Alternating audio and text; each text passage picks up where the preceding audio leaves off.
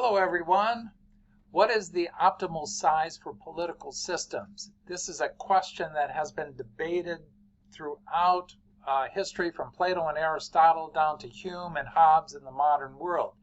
There are democratic arguments for both smaller and larger jurisdictions in the modern world. For smaller, it is argued that there would be more participation of the people, a greater development of a civic consensus, more responsiveness to the concerns of the citizens. It spreads political power across different populations, increases accountability of government officials, and allows people opportunity to relocate for a more advantageous situation if they want to. Larger jurisdictions allow for potentially more diversity in beliefs and values among the population, more system capacity for services, perhaps more media coverage of local issues, and a greater organizational activity, community groups, political parties, etc., than there would be in a smaller setting. Economically, there are also arguments. Smaller is better tailored for local needs or preferences, and say, for example, welfare programs or values that could be implemented in a particular geographic area.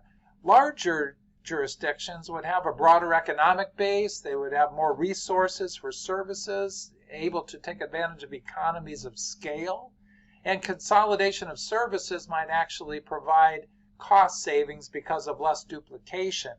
There have been some examples of this kind of thing happening around the world. In Denmark, a study by Blom Hansen, Holberg, and Saritslu examined the effects of municipal consolidation in Denmark that took place after 2008. They found over a 5-year period that there was about a 10% reduction in the per capita cost of government with the larger scale, an economic benefit. However, some communities also had differential welfare effects, that is, that the economic prosperity was different in one part than another. And also the internal political efficacy measure, they said, dropped 2 points on a 10-point scale after consolidation. Better economics, not so good on politics. Closer to home, in 1970, faced with serious decline in the downtown areas, Indianapolis, Indiana, a city at that time of about 540,000 people, adopted Unigov, which consolidated the city government with the county government, incorporating suburban communities into the city. The city added 250,000 mostly white middle-class residents, becoming then the 12th largest city in America. Many governmental structures were consolidated, though some were left intact: school districts, fire and police organizations, township governments, where welfare services occur in particular. The resulting economic development revitalized the decaying city. There was lots of new development.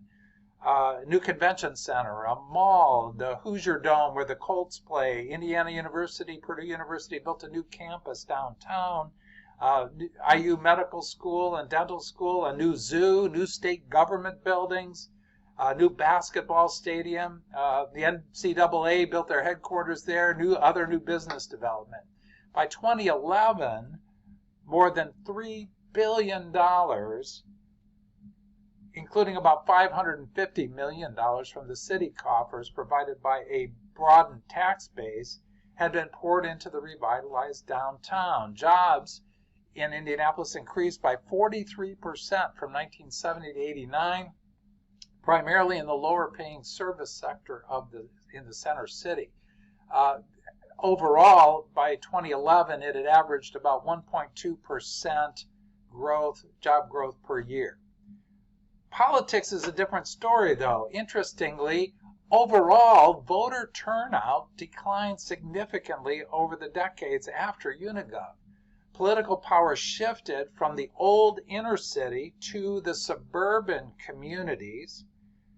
And of course, the main critical issue involved race.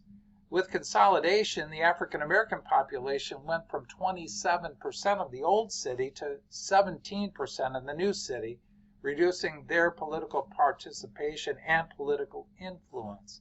Further, renewal building projects disrupted existing neighborhoods, largely minority, and the school districts were not consolidated. There were 11 districts, and there still are 11 districts to this day, which were largely racially segregated.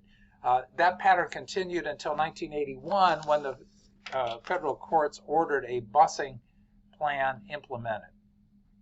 By the 2000s, however, the African American population had begun to spread more broadly through the city and reached its pre-consolidation proportion in 2010. Interestingly, though, the economic benefit of the city's growth has also been positive for African Americans, such that Ebony magazine in 1978 rated Indianapolis as one of the top 10 places in America for African Americans to live.